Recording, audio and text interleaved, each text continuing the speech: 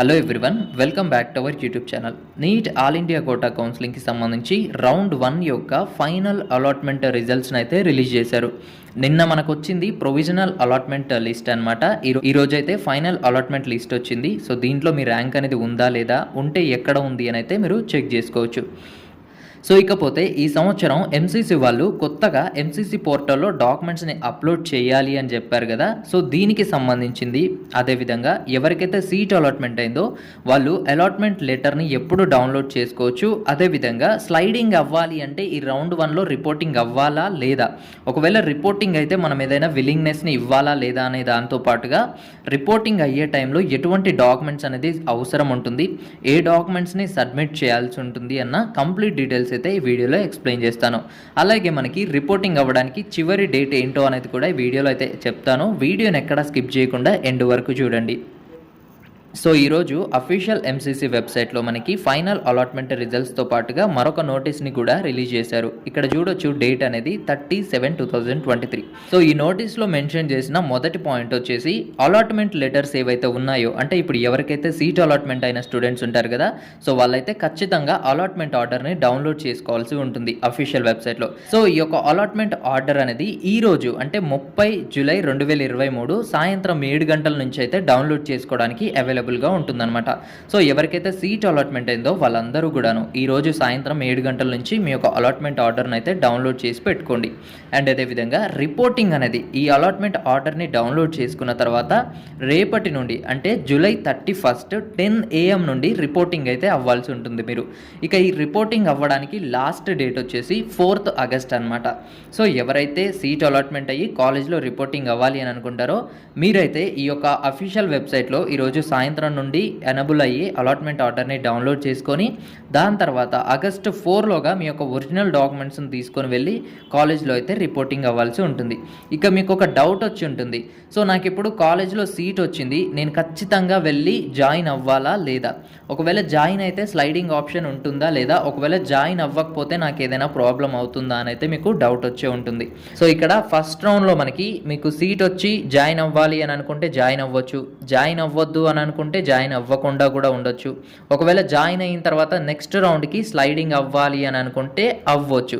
కానీ ఇక్కడ ఒక కండిషన్ ఏంటి అంటే స్లైడింగ్ అవ్వాలి అని అనుకుంటే కానీ మీకు ఇప్పుడు వచ్చిన కాలేజ్లో మీరు రిపోర్టింగ్ అయ్యి నేను నెక్స్ట్ రౌండ్ ఆఫ్ కౌన్సిలింగ్కి స్లైడింగ్ అవ్వాలి అని అనుకుంటున్నాను అని చెప్పి విల్లింగ్నెస్ని అయితే ఇవ్వాల్సి ఉంటుంది.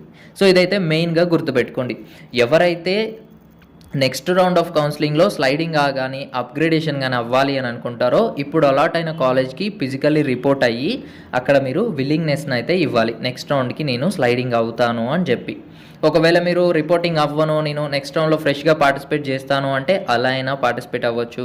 ఒకవేళ రిపోర్ట్ అవుతాను, నేను ఇదే కాలేజ్లో పర్మనెంట్గా ఉంటాను, నాకు నచ్చింది ఈ కాలేజు, నాకు స్లైడింగ్ అప్గ్రేడేషన్ వద్దు అని అనుకుంటే సో మీరు స్లైడింగ్ కోసం విల్లింగ్నెస్ని అయితే ఇవ్వకుండా ఉంటే సరిపోతుంది. సో ఎవరైతే ఫస్ట్ రౌండ్ ఆఫ్ కౌన్సిలింగ్కి రిజిస్ట్రేషన్ చేసుకొని సెక్యూరిటీ డిపాజిట్ పే చేసి ఉంటారు కదా, మీకు ఫస్ట్ రౌండ్ కౌన్సిలింగ్లో సీట్ రాకపోయినా సరే, ఒకవేళ సీట్ వచ్చి మీరు రిపోర్టింగ్ అవ్వకపోయినా సరే, ఇన్ కేస్ కాలేజ్లో మీరు రిపోర్ట్ అయినా సరే, మీ ముగ్గురు కూడాను నెక్స్ట్ రౌండ్ ఆఫ్ కౌన్సిలింగ్కి ఎటువంటి రిజిస్ట్రేషన్ లేకుండా సెకండ్ రౌండ్ కౌన్సిలింగ్లో అయితే పార్టిసిపేట్ చేయొచ్చు. కానీ రిపోర్టింగ్ అయిన వాళ్ళు స్లైడింగ్ అవ్వాలి అంటే నెక్స్ట్ రౌండ్లో అప్గ్రేడేషన్ అవ్వాలి అంటే మాత్రం ఖచ్చితంగా విల్లింగ్నెస్ అనేది ఇవ్వాలి. ఇదైతే గుర్తుపెట్టుకోండి. ఇక రెండో విషయం వచ్చేసి ఎంసీసీ పోర్టల్లో డాక్యుమెంట్స్ అప్లోడ్ చేయాలా వద్దా అని అయితే చాలామందికి డౌట్స్ అయితే ఉంది. ఎందుకంటే ఈ సంవత్సరం మనకి ఎంసీసీ పోర్టల్లో డాక్యుమెంట్స్ అప్లోడ్ చేయాలి అని చెప్పి కొత్తగా ఒక ఆప్షన్ అయితే తీసుకొచ్చారు కాబట్టి, అయితే దీని గురించి కూడా దీంట్లో అయితే మెన్షన్ చేశారు. ఇక్కడ చూడొచ్చు, ఎంసీసీ పోర్టల్లో డాక్యుమెంట్స్ అప్లోడ్ చేయడం అనేది ఆప్షనల్, అంటే మ్యాండేటరీగా ఖచ్చితంగా డాక్యుమెంట్స్ అప్లోడ్ చేయాలి అని అయితే ఏం లేదు, అది ఆప్షనల్గా అయితే ఇచ్చారు. బట్ ఎవరికైతే సీట్ అలాట్మెంట్ అయ్యి కాలేజ్లో రిపోర్టింగ్ అవ్వాలి అని అనుకుంటారో వాళ్ళందరూ కూడాను ఒరిజినల్ డాక్యుమెంట్స్తో కాలేజ్కి అయితే రిపోర్టింగ్ అవ్వాల్సి ఉంటుంది. సో ఇదైతే ఇక్కడ మెన్షన్ చేశారు, చూసుకోవచ్చు. మనకి ఆన్లైన్ రిపోర్టింగ్ కాదు, ఎవరైతే రిపోర్టింగ్ అవ్వాలి అని అనుకుంటారో ఖచ్చితంగా మీ యొక్క ఒరిజినల్ డాక్యుమెంట్స్ని తీసుకెళ్ళి అలర్ట్ అయిన కాలేజ్లో అయితే రిపోర్ట్ అవ్వాల్సి ఉంటుంది. సో ఇకపోతే కాలేజ్‌లో రిపోర్టింగ్ అయ్యే టైంలో మనకి డాక్యుమెంట్స్ అనేది కావాల్సి ఉంటుంది కదా! అసలు ఏ ఏ డాక్యుమెంట్స్ అవసరం ఉంటుంది అనేది ఇప్పుడైతే ఎక్స్‌ప్లెయిన్ చేస్తాను. ఇవన్నీ కూడా ఒరిజినల్ డాక్యుమెంట్స్ అయితే అవసరం ఉంటుంది. ఇక దీంట్లో నెంబర్ 1 వచ్చేసి ఎంసీసీ ద్వారా ఇష్యూ చేయబడిన అలాట్‌మెంట్ లెటర్ కావాల్సి ఉంటుంది. నెంబర్ 2 వచ్చేసి నీట్ అడ్మిట్ కార్డు. నెంబర్ 3 వచ్చేసి నీట్ స్కోర్ కార్డ్ ఉంటుంది కదా! అంటే మనకి ర్యాంక్ లెటర్ ఇచ్చి ఉన్నారు కదా ఎన్టీఏలో. సో అది అండ్ అదేవిధంగా నెంబర్ 4 వచ్చేసి డేట్ ఆఫ్ బర్త్ సర్టిఫికేట్. అంటే ఇక్కడ మనం ఎస్ఎస్ఐ సర్టిఫికేట్ ఉంటుంది కదా! సో దాన్నైతే ఇవ్వచ్చు అనమాట.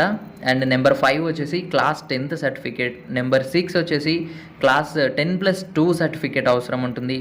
నెంబర్ 7 వచ్చేసి క్లాస్ 10+2 మార్క్ షీట్ అనమాట. ఇక్కడ 10+2 సర్టిఫికేట్ అంటే మనకి ఏవైతే స్టడీ కండక్ట్స్ కానీ లేదంటే బోనఫైడ్స్ కానీ ఉంటాయి కదా అవి. అండ్ ఇక్కడ మార్క్ షీట్ అంటే మన మెమోస్ ఉంటాయి కదా, సో అవి అయితే సబ్మిట్ చేయాల్సి ఉంటుంది. ఇక నెంబర్ 8 వచ్చేసి మన యొక్క 8 పాస్పోర్ట్ సైజ్ ఫోటోగ్రాఫ్స్ అయితే అక్కడ ఇవ్వాల్సి ఉంటుంది. ఇవి కూడా మనం అప్లికేషన్ ఫామ్లో ఏవైతే ఇచ్చామో సేమ్ అవే అయితే మనకి 8 పాస్పోర్ట్ సైజ్ ఫొటోస్ అయితే కావాల్సి ఉంటుంది.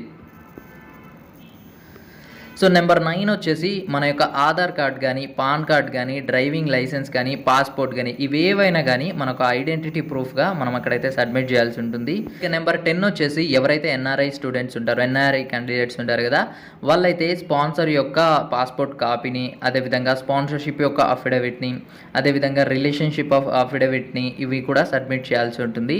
అయితే వీటితో పాటుగా నెంబర్ 11 వచ్చేసి ఎవరైతే ఓసీఐ ఆర్ పిఐఓ లేదా ఫారెన్ నేషనల్ క్యాండిడేట్ సిటిజన్షిప్ ఉంటారు కదా, సో వాళ్ళైతే ఆ సర్టిఫికేట్ని కూడా ఇక్కడైతే ఇవ్వాల్సి ఉంటుంది. ఇకపోతే నెంబర్ 12 వచ్చేసి రిజర్వేషన్కి సంబంధించిన సర్టిఫికేట్స్ అనమాట. అంటే ఎస్సీ ఎస్టీ స్టూడెంట్స్ ఎవరైతే ఉంటారో వాళ్ళు ఎస్సీ ఎస్టీ సర్టిఫికేట్ని చూపించాల్సి ఉంటుంది. అదేవిధంగా ఓబీసీ ఎన్సీఎల్ కానీ మెన్షన్ చేసి ఉంటే సో దాన్ని అయితే మీరు సబ్మిట్ చేయాల్సి ఉంటుంది. ఇక మీరు డిజేబిలిటీ సర్టిఫికేట్ కానీ మీ దగ్గర ఉండి రిజర్వేషన్ క్లెయిమ్ చేస్తే సో ఈ డిజేబిలిటీ సర్టిఫికేట్ని కూడా మీరు అక్కడైతే ప్రొడ్యూస్ చేయాల్సి ఉంటుంది. ఇక ఫైనల్లీ ఈడబ్ల్యూఎస్ సర్టిఫికేట్ ఏదైతే ఉంటుందో ఈ ఈడబ్ల్యూఎస్ సర్టిఫికేట్ కానీ మీరు మెన్షన్ చేసి ఉంటే దీన్ని కూడా మీరైతే సబ్మిట్ చేయాల్సి ఉంటుంది. సో ఇక్కడ ఈ డాక్యుమెంట్స్ అన్నీ కూడాను నేను పీడిఎఫ్ ఫార్మాట్లో కింద డిస్క్రిప్షన్లో అదేవిధంగా మన మెంటర్షిప్ గ్రూప్లో అయితే షేర్ చేస్తాను. సో ఈ అన్ని డాక్యుమెంట్స్ కూడాను మీరు కాలేజింగ్ రిపోర్టింగ్ దగ్గర అయితే మీకు అవసరం అవుతాయి. సో ఇవన్నీ కూడాను ఒరిజినల్ అయ్యి ఉండాలి. మీరు ఇది గుర్తుపెట్టుకోండి, ఒరిజినల్ డాక్యుమెంట్స్ అయితే అక్కడ మీరు చూపించాల్సి ఉంటుంది. ఇక డిజేబిలిటీ సర్టిఫికేట్ ఏదైతే ఉందో ఇది ఎంసీసీ స్క్రీనింగ్ సెంటర్స్ ద్వారా తీసుకున్న సర్టిఫికేట్ అయ్యి ఉండాలి. అంటే రీసెంట్గా ఎంసీసీ వారు మనకు ఒక నోటిఫికేషన్ ఇచ్చారు కదా, స్క్రీనింగ్ సెంటర్స్కి వెళ్ళి మీరు డిజేబిలిటీ సర్టిఫికేట్స్ని తెచ్చుకోండి అని చెప్పి. సో అక్కడ తెచ్చుకున్న సర్టిఫికేట్ అయితే అయ్యి ఉండాలి. ఇకపోతే ఈ డాక్యుమెంట్స్కి సంబంధించి ఇంకా మీకు మరిన్ని వివరాలు కానీ కావాలి అని అనుకుంటే మీకు అలాట్ అయిన కాలేజ్ కానీ ఇన్స్టిట్యూషన్ కానీ ఉంది కదా, దానికి సంబంధించిన అఫీషియల్ వెబ్సైట్కి అయితే ఒకసారి విజిట్ అవ్వండి. అక్కడ ఏమన్నా మెన్షన్ చేస్తే మనకైతే తెలుస్తుంది. నీట్కి సంబంధించిన ప్రతి అప్డేట్స్ మన ఛానల్లో ఇన్ఫార్మ్ చేయడం జరుగుతుంది. ఆ అప్డేట్స్ని మీరు మిస్ అవ్వకుండా ఉండాలంటే మన ఛానల్ని సబ్స్క్రైబ్ చేసి పక్కన ఉన్న బెల్ని ఆల్లో పెట్టండి. Thanks for watching.